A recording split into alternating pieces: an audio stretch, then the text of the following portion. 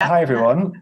Welcome to the second in the series of this year's Community Development Programme, Dublin Food Co-op. My name is Sam Tulland. We're delighted to welcome Tiziana O'Hara from Cooperative Alternatives today, who's running this session on the Cooperative Advantage and the transformative potential of cooperatives in our society. I will hand over to Tiziana O'Hara. Work away, Tiziana. Thank you very much. Good morning, everybody. I can say hi. Wherever you are, here is from Belfast. My accent may trick you in thinking that I'm from somewhere exotic, but actually not. I married an Irishman and I'm in Belfast, and it's very great today. But let me introduce this session. Please do feel free to stop me. I tend to talk a lot. I love talking, and I love talking about cooperatives. So please do stop me when you want and ask questions. In the meantime, I like to use a bit of a presentation, but I don't want to bore you. So as soon as you feel bored, put something in the chat. Kevin and Sam are both very keen to make it very interactive. And so do I. So let me share the screen and I tell you what we are going to talk about today. So share the screen and we go to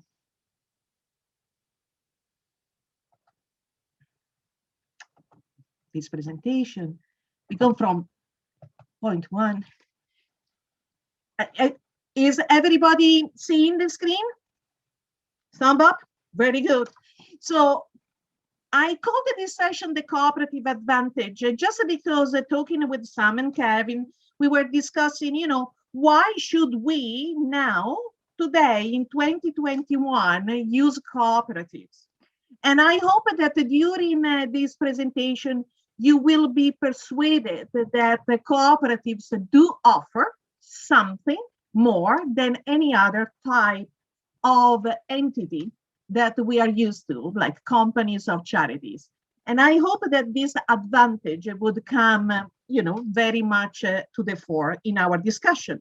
So what we are going to do today, we're going to understand what are cooperatives. We are trying to disentangle the origin of the concept, a bit of history. We are talking about the advantages of the cooperative model. Then we will talk also about the new emerging cooperatives on this island. My work is mostly in the north of Ireland, so forgive me immediately if you think that I talk about the north of Ireland a bit too much. But this is just because I like to talk about what I know, but this is actually the point in which you can contribute to what you know, and we can enlarge our understanding of cooperatives. Then I wanted to talk about the flexibility of the model and the challenges and opportunities that still we have. Okay, so this is about today. And hopefully we will have, 45 minutes of discussion, me presenting, then a bit of time for us to discuss what we are talking about. We will have a bit of a break, and then we come back and we'll talk about the emerging cooperative stuff then. So here we are. I wanted to introduce myself. So my name is Tiziana O'Hara. As you know, I work for an organization called Cooperative Alternatives.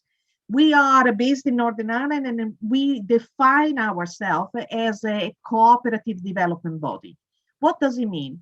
It means that if we come in contact with a group of people that wants to set up a cooperative, so grow their cooperatives, we are trying to offer them the tools and the support and the training to do so. We have a big vision, a bigger vision than our cooperative development work.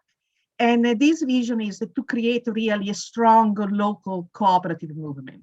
So we are very interested in this interaction with the north and south of Ireland, as well as east and west, because at the end of the day, we are part of a global movement.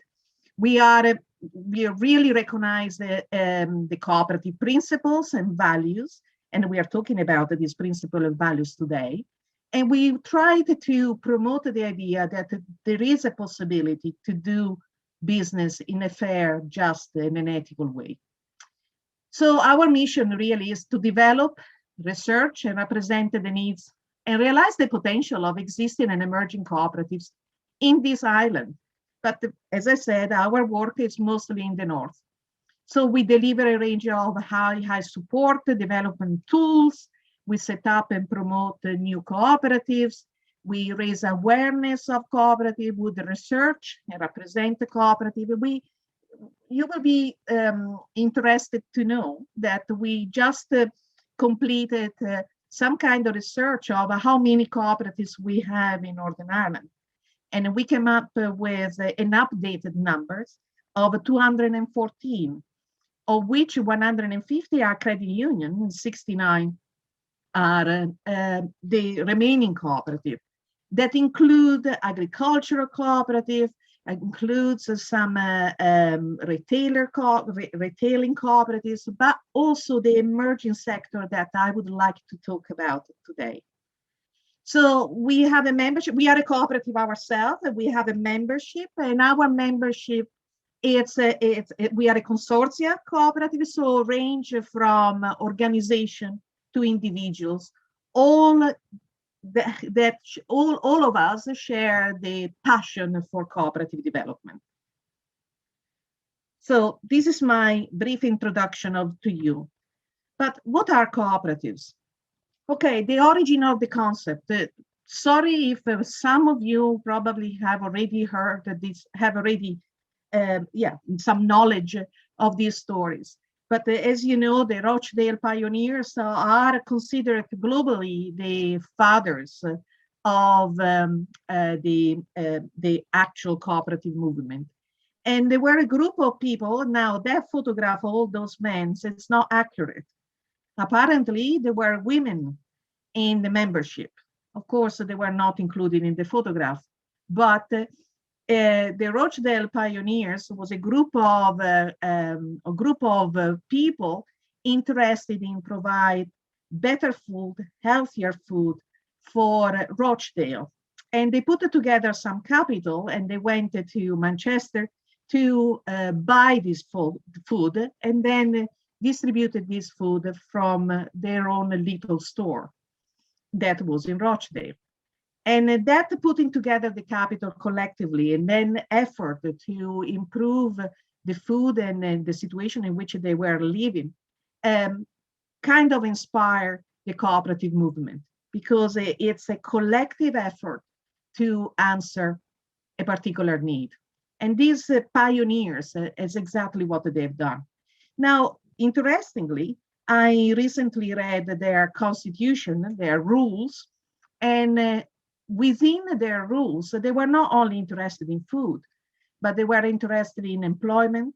They were interested in providing housing for their own employees. So as you can see, the collective action was directed to more than to one need. It started maybe with the food, but actually it became a need of the society or the community around them. Interesting concept. This is why it survived for more than 150 years, really. And I will show you some photograph about the old store and the new one. Horace Plunkett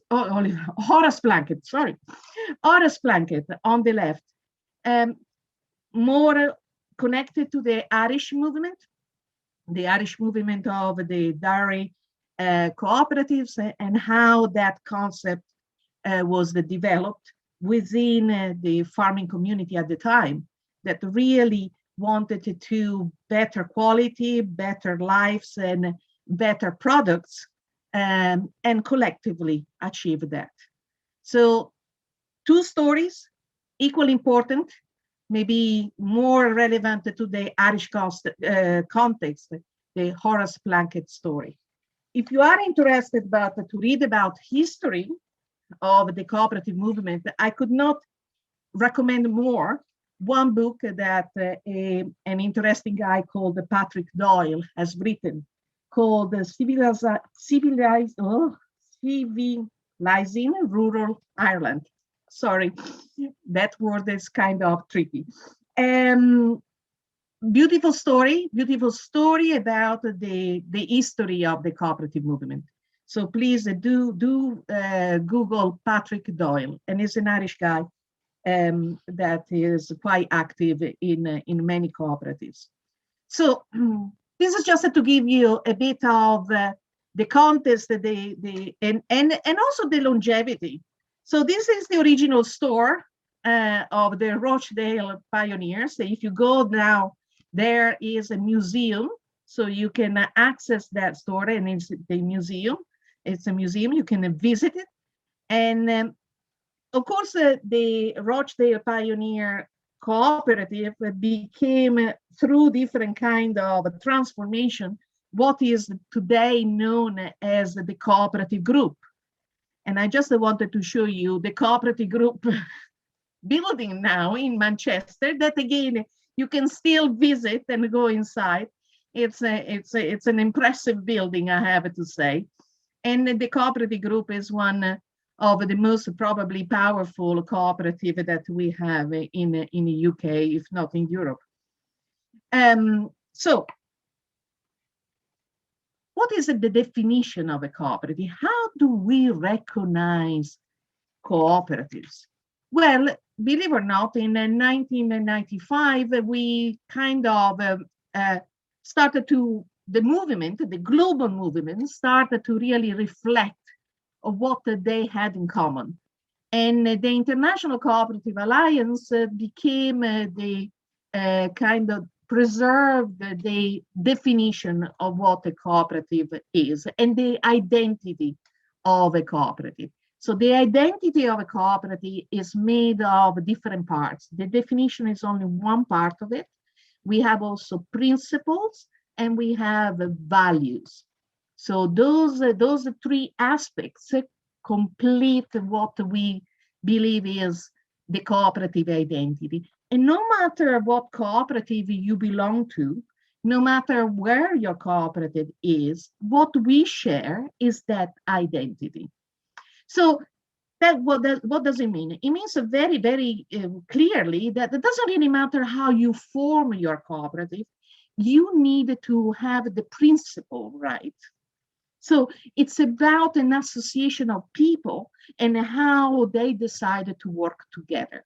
So it's nothing about profit, nothing about legal entity, nothing about the practicalities of it. It's about an identity. And that's very powerful.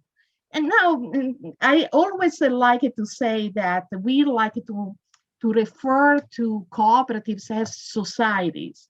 And societies are different from cooperatives. Society reminds you of the word society reminds you of people.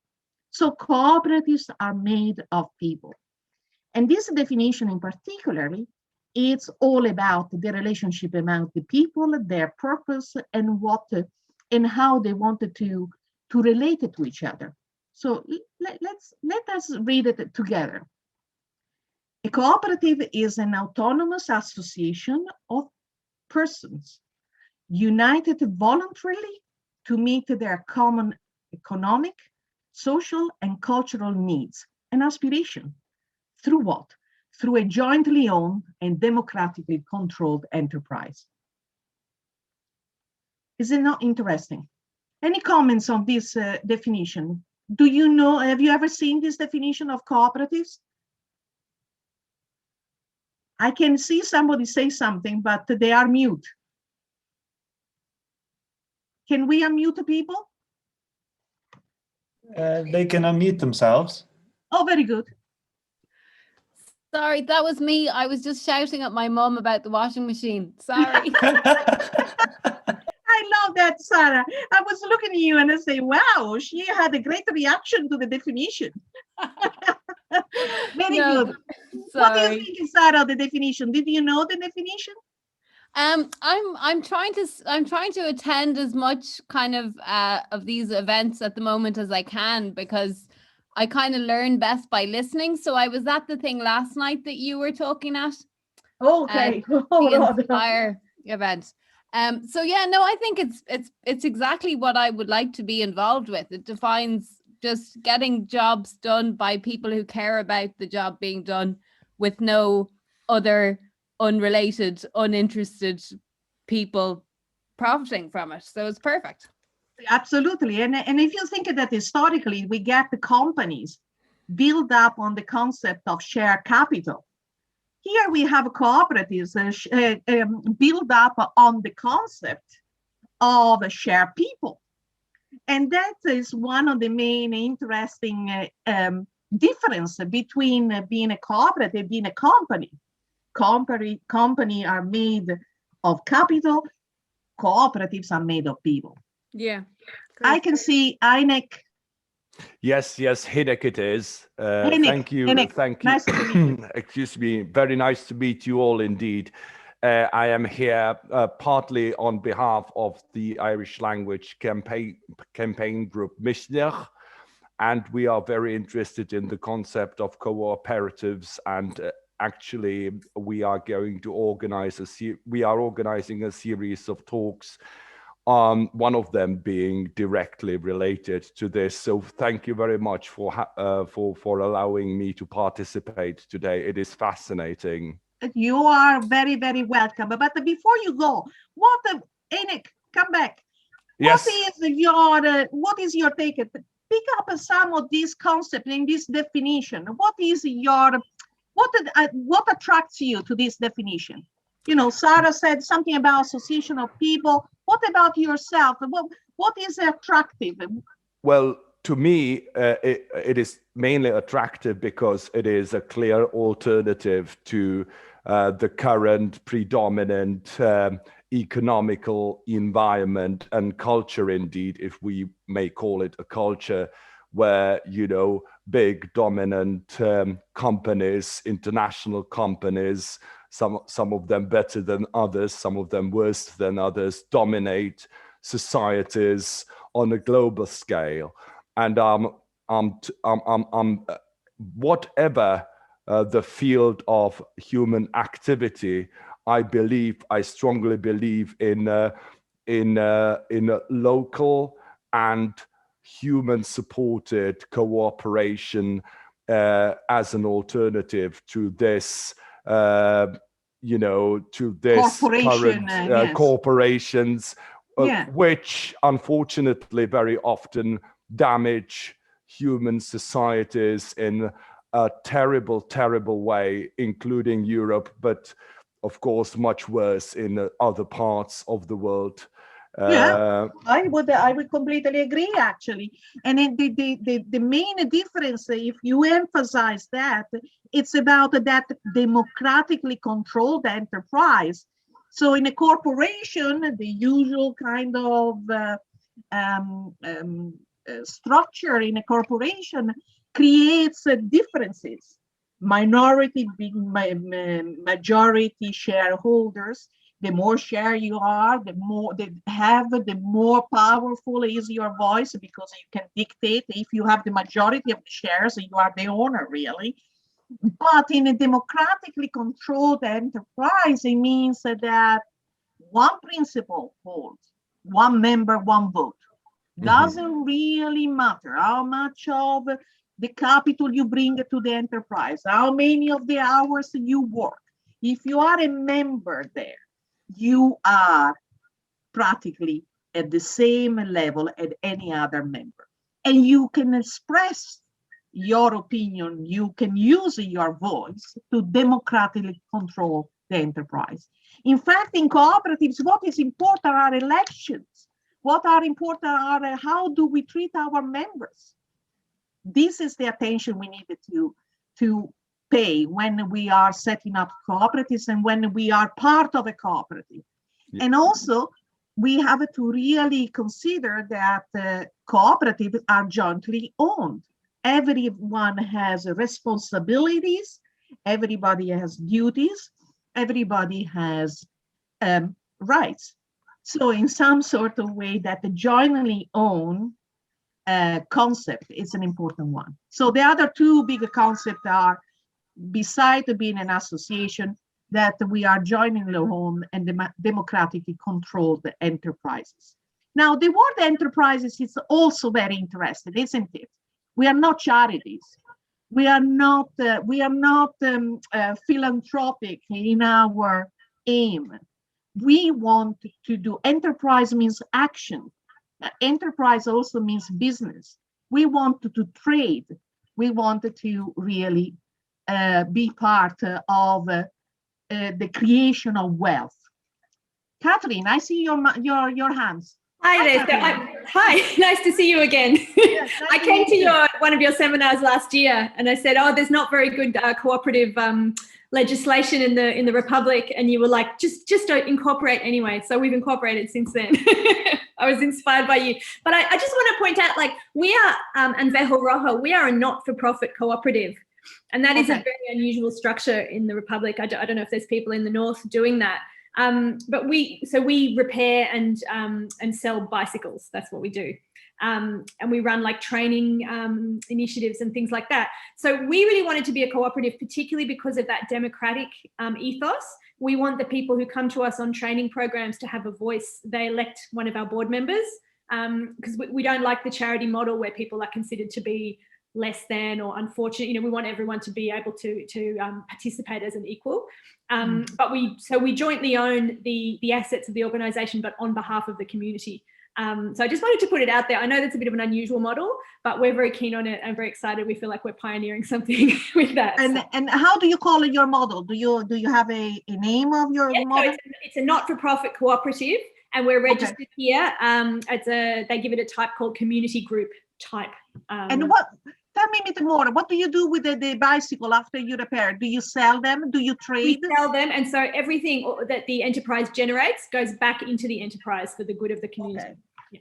So you kind of, instead of sharing your profit among the membership, you are bringing back your profit to promote your cooperative, to progress. Use the environment as one of our stakeholders, as it were. So yes. we have one board member that speaks for the environment as well. Yeah, and fair enough. The important thing is that in any kind of cooperatives, that democratic structure that you really have expressed, and that the profit, if there is distribution of profit, and in your case, there is none because everything goes back to the cooperative. But if there were, then it has to be equitable and fair. And that is what happens in cooperatives. Now, again, we are not very, very keen in creating cooperatives, in understanding cooperatives in accordance to the legal structure. We are keen to understand the cooperatives in accordance to their value, to their definition, to their approach to life, because it's that approach that makes cooperative different. So let us also add on. So to the definition, we have also a set of principles. Catherine, did you use this principle in your cooperative, the 7 principles of cooperation? Absolutely. Yeah, we subscribe to those values as well. Yeah. Very good. And those are very important, because those are actually the principles that you can actually use to see if a cooperative is a cooperative. Does that cooperative have a voluntary and open membership? What do we mean? Can anybody join the cooperative and not being discriminated on the basis of maybe gender, political beliefs, or any other kind of religion, any other of discrimination that we can think about? Is that voluntary in the sense that do we oblige people to become a member, or is something that we let the individual to choose to be a member or not?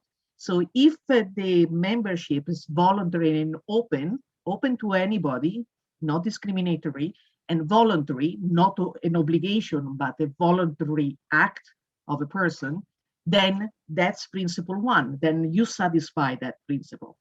That doesn't mean that you may not be a bit more prescriptive in the type of members that you wanted to include in your own cooperative.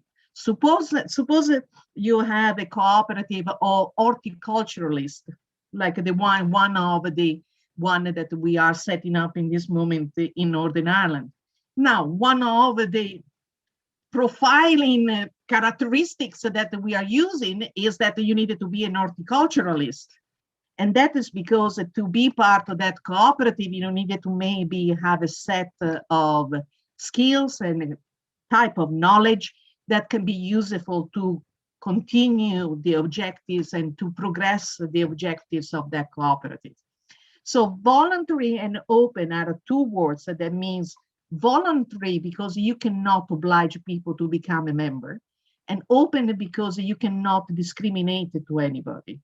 But you can actually define your membership without being discriminatory and without oblige people to join you. Why is so important that the membership is voluntary? Because that's it's a choice of the individual. Suppose you are in a workers' cooperative and you want to have more workers in your cooperative, but some of the workers do not want to be part of the cooperative itself. That should be allowed. So not all the workers maybe needs to be part of the cooperative, only the ones that decide to be a member of the cooperative. So it's an important principle, and it has a lot of interesting point that when you are setting up your cooperative, when you are running your cooperative, you need to really think about it. Democratic member control, we discussed that is in the principle one member, one vote, not one share, one vote. That is the company kind of mantra. That is a number 3, the member economic participation. So practically within a cooperative, you will expect that there is some kind of trade, like in a consumer cooperative, like in a worker cooperative through the wage, and there is some kind of mutual benefit between the cooperative and the members, and that mutual benefit should be in some sort of way economic. Now we see more and more cooperatives that may kind of consider that the member economic participation more like a participation within the cooperative without getting a straightforward direct economic advantage. But that's a very specific case. We can talk about that later on when we talk about energy. Autonomy and independence. Oh, sorry, Sam.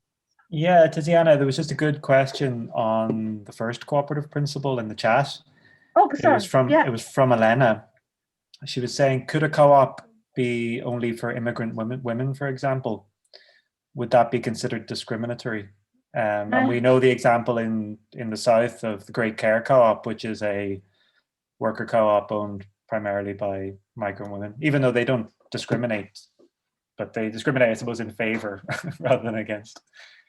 Yeah, I do, Elena, I have to say, I must confess, I do believe in positive discrimination, and in particular when we address injustice in society. So I assume that your cooperative is addressing an injustice in society.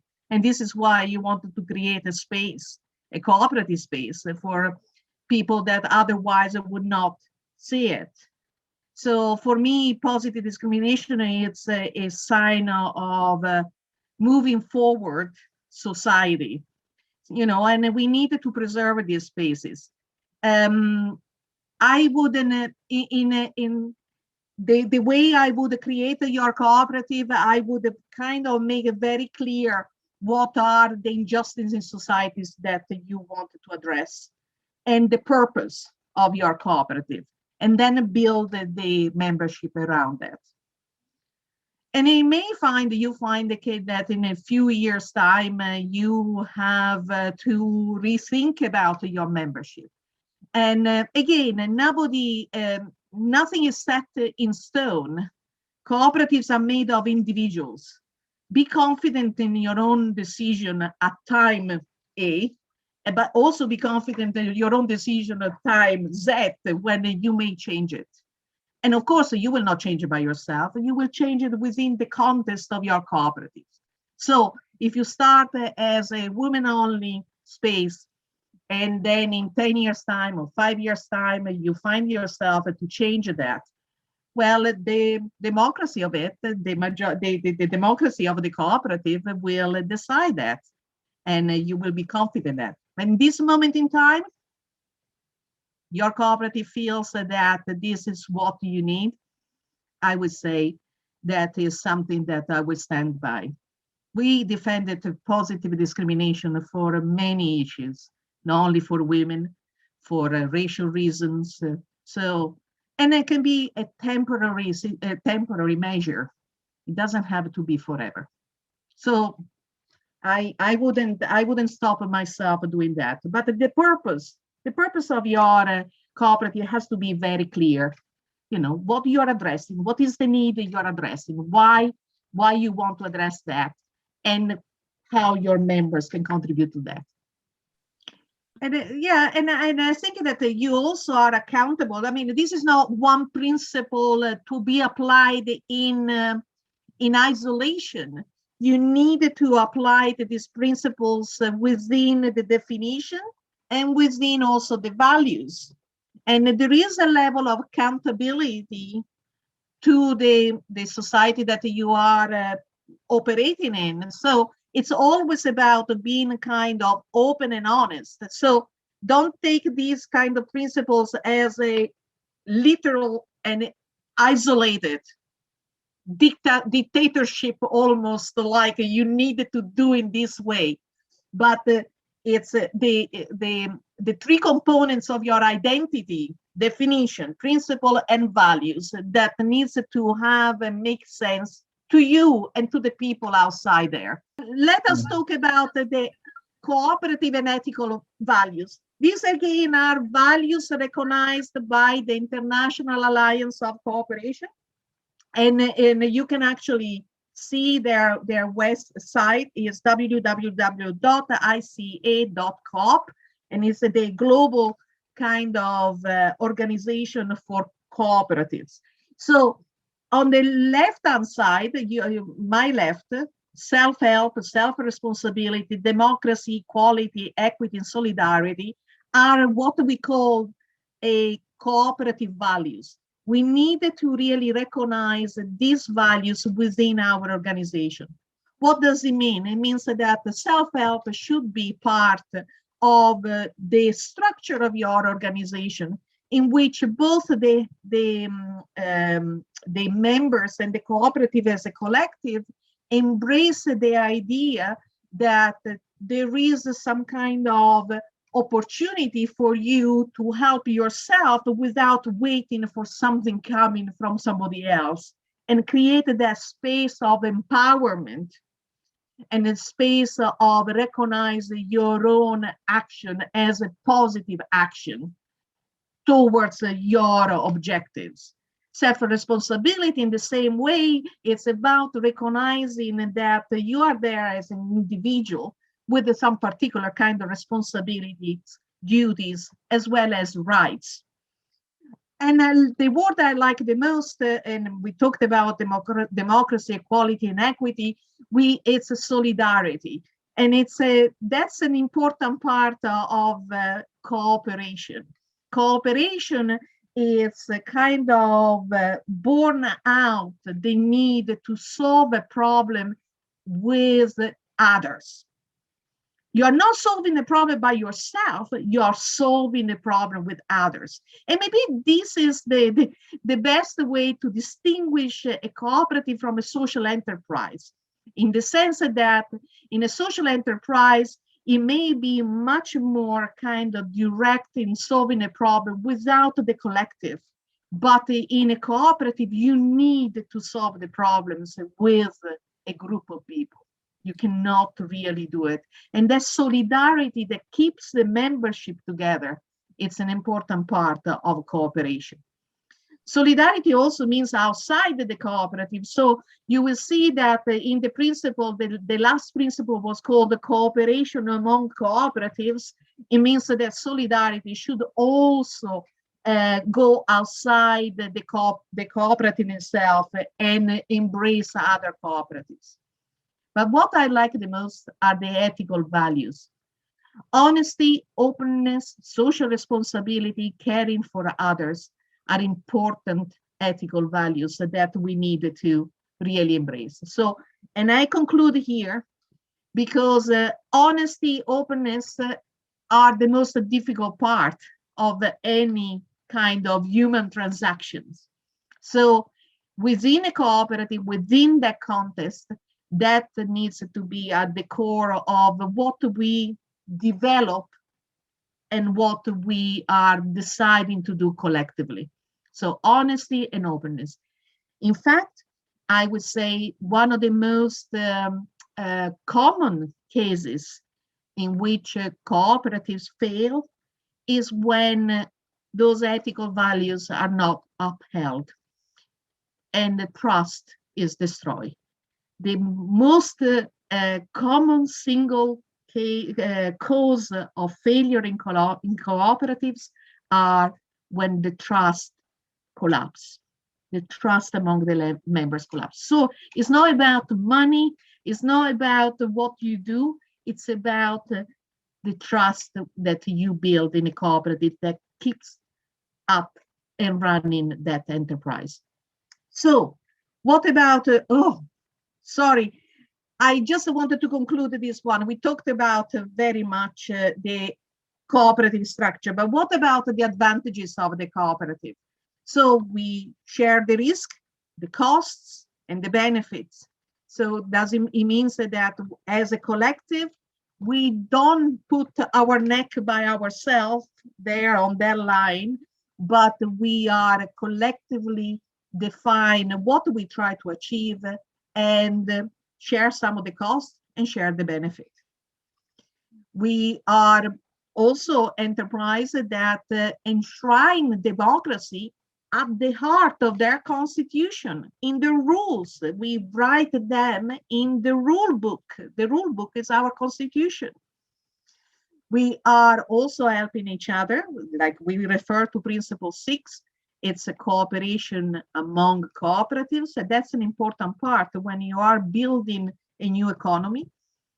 We are more trusted. I mean, that's proved by many research that the cooperative brand, and using a modern term for a old concept, it's very trusted.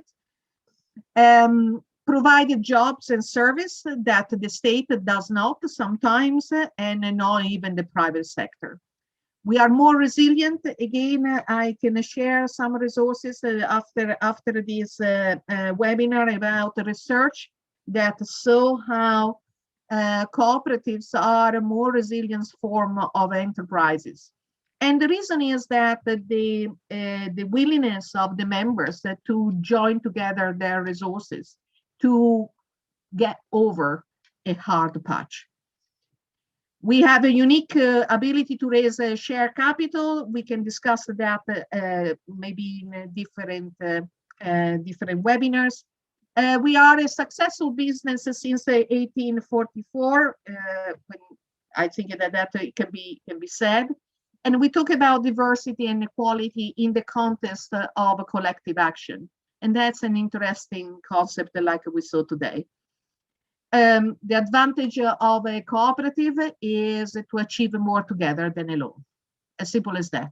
What is a cooperative? Well, we just get it together because together we are better than ourselves. Let us look and explore the, and again, forgive me, but this is very Northern Irish based. It's the work that Cooperative Alternatives have done in the past few years and the people we met on our journey. So you can see that there are a lot of cooperatives that have emerged in the last few years. And in the last few years, I'm talking about from 2008 to 2009. And that is not by chance. If you remember, that was the big financial kind of drop that we had in our economy when the banks completely failed. And we realized that there needed to be different ways to do business. So some of these ideas start around that period. And I wanted to pick up a couple of them and describe them to yourself. just to give you a bit of a flavor of what they are. So in general, all the ones that you saw on that screen, on the previous screen, are workers cooperative, consumer cooperative, multi-stakeholder cooperative, they may be consortia cooperative, they may be community cooperative. And they are in a variety of sectors. They are in renewable energy, in the creative industry, in community building and heritage, in community farming, in leisure and sports, craft and artisan food.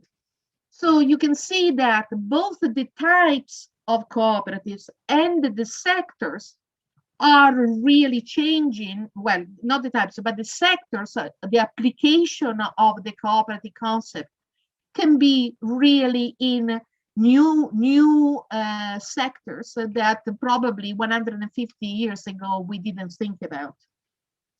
But the type of cooperatives, if you look at the different names that we define them by, is really about a reflection of the type of membership that they have. So a worker cooperative, their member will be workers, people working in there. And the purpose of a worker cooperative will be to create employment for their members.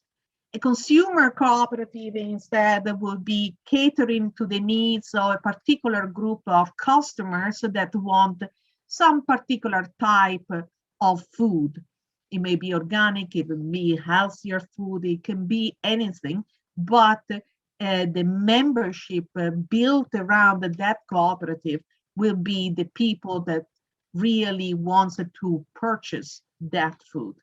In a multi-stakeholder cooperative, we will have a different type of membership coming together. And those are the very interesting one, quite modern ones. In a consortia, we have a mix between members as individuals and also members as other organizations. Cooperative Alternatives was born and is a consortium. It means that some of my members are not only individuals, but are also cooperatives or other organizations that share the passion and the value of cooperative development in Northern Ireland. A community cooperative, it's an interesting one because reminds me a bit of what Catherine was talking about the non-profit cooperative. But in a community cooperative, we will kind of distribute the profit not only within the cooperative, but also in a community fund. Maybe, Catherine, this is something that you could even think about in the future, how to distribute some of your profit outside again to the community. And a community fund can be created in that. What do you think, Catherine? Well, we would say we do that. Like, for example, we run workshops where you can learn to fix your own bike and anyone can come along for free, you know, like that kind of thing. And so yes, we all of any profits that we make into running those kind of services. And I love that, Catherine, because that is what is the distribution of wealth. Doesn't have to be money. It's also distribution of skills and knowledge. Yes, that's a wealth in itself. And our community cooperatives have a particular type of form in Northern Ireland, and I wanted to put it out there, that is not possible in the South of Ireland legislation context. They are called the Community Benefit Society, but you know, Catherine has given you some ideas, so please do learn from each other, and each contest have their own solution. I was inspired by you, Tiziana, so when you're like, just keep going with the legislation, even if it's not perfect, and just register and do your thing, and eventually they'll catch up. Definitely yes, definitely yes. So here it is. Who are the members? That's where we are actually really started to look inside the cooperative and reflect what is the best way to set up my cooperative. So the members, now I wanted to just talk about the very simple one. If the members are borrowers and lenders, that is a typical credit union structure. You know, the membership in a credit union is made of people that has the money that could be lent out, and has the people coming to borrow money. So there is a mutual aid kind of mutual benefit between the borrowers and the lenders. And that's how the credit union was formed. This kind of putting together the needs of the borrowers and the needs of the lenders. In a housing cooperative, again, the members are very specific. It can be the tenants of a house, or can be the owners. So you can have a cooperative made of tenants and cooperative made of owners. Then the rest of the cooperatives, so you can see all in the orange bit, there can be customers, there can be producers, there can be workers, suppliers, can be the community. And that's where the names of the type of the cooperative are coming. Multi-stakeholder is when you have maybe the worker and the customer in the same cooperative. And we will give you an example of all of them. Those are very different from the blue parts of the graph, in which you have volunteer, activist, supporters, something else, that they are, yes, bring something to the membership, but they are not de facto members. There is no kind of a strong connection between what is a member and the volunteer, the activist supporter. Now, all of them are important, I'm not saying, but members are very, very strongly defined in the cooperatives. So what a cooperative need really, and this is how I wanted to bring this to your attention, because some of us are already part of cooperatives. So when you are part of a cooperative, you wanted to know what are your benefits in that cooperative. So a cooperative needs to really explain very well what are the benefits to their membership. We also need to be active members, and I think it's to inspire people and say, well, if you're part of a credit union, start to get more interested in a credit union, or start to be more interested in your local cooperative, so that you become a bit more involved in that cooperative. This is what cooperative needs, active members, and not people that really sign up but then disappear.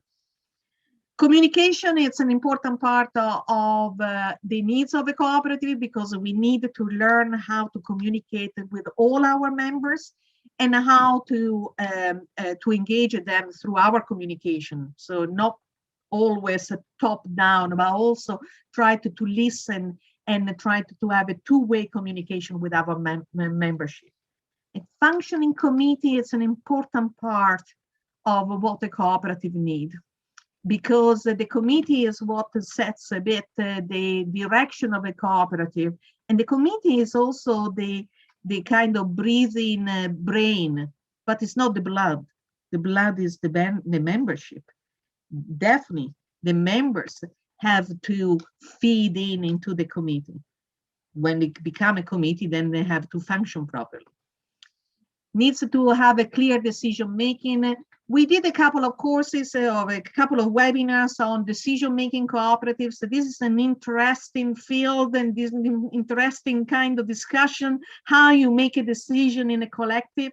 Please do reflect on these three aspects: a majoritarian decision, a consensual decision, or a sociocratic decision. Sociocracy is something new that is now developing in the cooperative world. So majority, consensus, and a sociocratic decision. Interesting. If you haven't come across, do a bit of research about that. And then, of course, again, openness, honesty, and accountability to the members. This is what cooperative needs. Be accountable to something, communicate, clear decision making, good committee, active members, and clear members' benefits. And of course, a surplus from trade. And that's one of the key points about profit distribution. So any question about this? I don't see you guys. So let me see you again. No? Can we talk about the case study? I have a couple of... We have a question from Roman. Roman, do you want to read it out? One moment, sorry. Which management tools cooperatives should to use? For example, works for good communication with co-op members, and why? Okay, so very good question. Which governance cooperative normally use depends on how big is the membership. If the membership is about 3-4 people, then most likely they will adopt what is called a collective management style. It means that there is no representation. All the members of the cooperatives are on that management collective, and they take the decision together. When the cooperative starts to become a bit bigger, it doesn't really matter what type of cooperative it is, then you may have to create a committee that is elected from the membership, and that committee will take, for the time being of their life cycle, they will take the decision within the cooperative. So really depends on the membership. If all the members are together and take decision together, that is normally defined as a collective management style. If you have a membership that is quite big, and some of the cooperatives, I will tell you, there are quite substantial, numbers.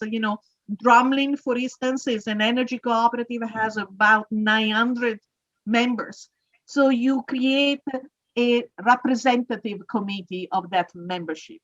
In a multi-stakeholder cooperative, that is even more interesting, because you may have to preserve at the board level, at the committee level, the people that takes the decision, the same kind of proportion that your members wants to preserve. So what I mean is, look at Lacada. Lacada is a multi-stakeholder cooperative that has 2 stakes, 2 groups represented, the employees and the consumers. And that proportion between employees and consumers in the membership is preserved also in the committee, so that the decision making has some kind of weight for it. So, okay, thank you very much. Okay, it's an interesting question, but a question that requires a quiet reflection about who are the members and how you take a decision. Because I look at some of the different type of cooperatives, how the real cases. This is called the Creative Worker Cooperatives, and was formed in November 2012. Was a worker cooperative, means that the members of that cooperative are employed by the cooperative, and it is controlled by its workers. They are what do they do? They are a multimedia service provider. They produce graphics, web design, animation, short films, and photography. And believe it or not, this is a cooperative that came together because the workers had these different skills in themselves. So one was a photographer, another one was a designer, another one was a producing graphics and websites. So they had all these skills in themselves, but by coming together, they share those skills, and of course, they increase the possibility of work. The cooperative advantage of a workers' cooperative is very much that they have those skills and they share it. They also control their wages. They have a flat structure, and they participate in decision, in all decision concerning the business. So in a workers' cooperative, those are the main cooperative advantages: sharing skills, also sharing risks. Can you imagine if you were a web designer, and a photographer, you had to buy by yourself all that equipment. When you get together, you can actually put together also the assets and use them interchangeably, and the asset becomes what the cooperative has, and they can be used by the workers. Another one is the Lacada Brewery Co-op, and maybe this is the multi-stakeholder that I wanted to talk about today. It may not answer Ronan's question, but it may be an interesting case to observe. So it's a multi-stakeholder. It means that the employees of the brewery and the consumer, the people that buys the beer, gets together, and they are in there, and they are represented proportionally onto the board. So of course the employees will be always less than the consumers. So the employees will have 1 or 2 places on the board, while the consumers may have 4 or 5 seats. But that what does create is a nice and interesting dynamic between the actual needs and potential conflict between employees and consumers, and how to solve them democratically. The advantage is that you have that proportional representation, and also the advantage in particular of Lacada Brewery is that we have now 3 different brewery cooperatives in Northern Ireland, and they all started to cooperate together, increasing dramatically their presence in the economic landscape of craft beer. So it's an interesting collaboration, interesting kind of cooperative that help each other and created quite strong links with each other. This one is the Northern Ireland Community Energy, and it was established in 2014. And what they did is that there was a group of environmentalists that really wanted to promote renewable energy through solar panels. Now, remember, 2014, solar panels were not very, very common. In fact, people was telling us, what are you doing solar panel in Northern Ireland? We don't have enough sun. Well, we proved them wrong. We actually raised enough capital to buy 18 installations that they are now sitting on community organization.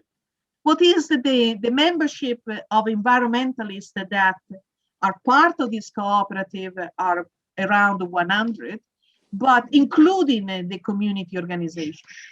And what is the cooperative advantage is that by creating this cooperative between the people that actually invested in the cooperative and allowed to raise the capital to buy the solar panel and the community centers, there is a great kind of mutual aid, because a mutual kind of benefit. Because on one side, the environmentalists have proved the point that solar panels do work in Northern Ireland. And on the other side, the community centers have now access to a reduced energy bill, because they are not paying the 15p per pence as they would pay with any other kind of supplier or organization. They will pay a third of that cost. And of course, they also have, because it's a community benefit society, they have a community fund. So part of their profit is put aside for future energy projects. So you can see how distribution of profit can have a different kind of forms and different way to do so. Challenges and opportunities. Let me talk a bit about the challenges and opportunities. The last 2 slides. Challenges, and I think these are very common in Ireland as well as in Northern Ireland. They are economic challenges. Economic local development is patchy and inconsistent. It's very difficult, still difficult, more difficult to set up a cooperative than a company. And that's really very, very sad still. Economic regional strategies do not include the cooperatives. Sometimes you don't even find the words in there. They are all about companies, all about the foreign national investment, all about a big corporation creating jobs. What about the small local cooperatives? We do create jobs as well. So there is not too much focus on social enterprises, so people get stuck in an endless discussion on what is a social enterprise when we should really talk about social economy, and a social economy where cooperative social enterprise can all play a part of it, in it. There is a lack of investment in cooperative development. Very few people can actually offer you tools to develop your cooperative. There is a lack of investment in infrastructure organization. You know, even here in the UK, because we are a part of the UK, we have to use the registrar that is in London. It's really inconvenient and very difficult to communicate with. Funding, mostly loans, no risk, and sometimes because we are a cooperative, we don't have access to the same level of grants that other form of business may access. So legislation, again, we are fighting to lower the cost of registration. We want more access to model rules. So these are still challenges, and model rules are our constitutions. They are still very much held and sponsored by few organizations instead of being publicly and widely available. And again, the registration function that we talked about. But I don't want to finish on a bad note. I want to finish on a great note. What are the opportunities? The opportunity is that, I don't know if you have heard, there is a new public policy way of thinking around the block, and it's called community wealth building. Would that be an opportunity for cooperative development? It seems so. So give them enough, attention, and see if cooperative development can actually play a role into the public policy under this new name.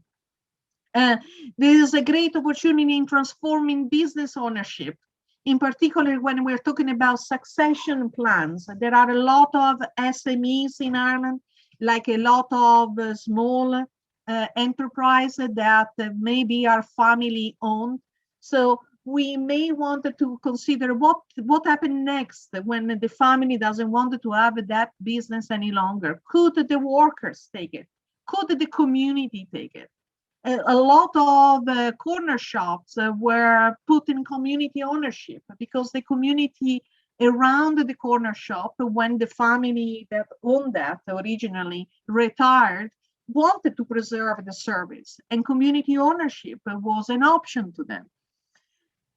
Then we have to talk about the circular economy, and anything connected to the climate crisis are a great opportunity for us to really bring forward, a collective action to address a particular problem related to climate. So finance for cooperative, there is a lot to talk about. Community share and loan stock, maybe loan stock. There are ways in which cooperative can raise funds. And then this is a topic that may require some kind of specific webinars to talk about. And also, we wanted to see the public money come in and facilitate the setting up and the growth of cooperative, maybe as a match funding, maybe as grant or seed funding. But there is a big shift in culture. And believe me, this is the most exciting of all. there are changes in consumer habits. There is an increased interest in cooperative housing, cooperative social care. You have a great example in the south of Ireland. There is a great interest in local food and in energy production and consumption. Both of them are important aspects of our culture now that made us reflect, are there opportunity for cooperatives to be bringing something to these new sectors? And the answer is yes, of course there are. And in say that, I leave you with my contact. You can call me anytime. This will be on the website and also on the recording. So what can I say? Thank you very much.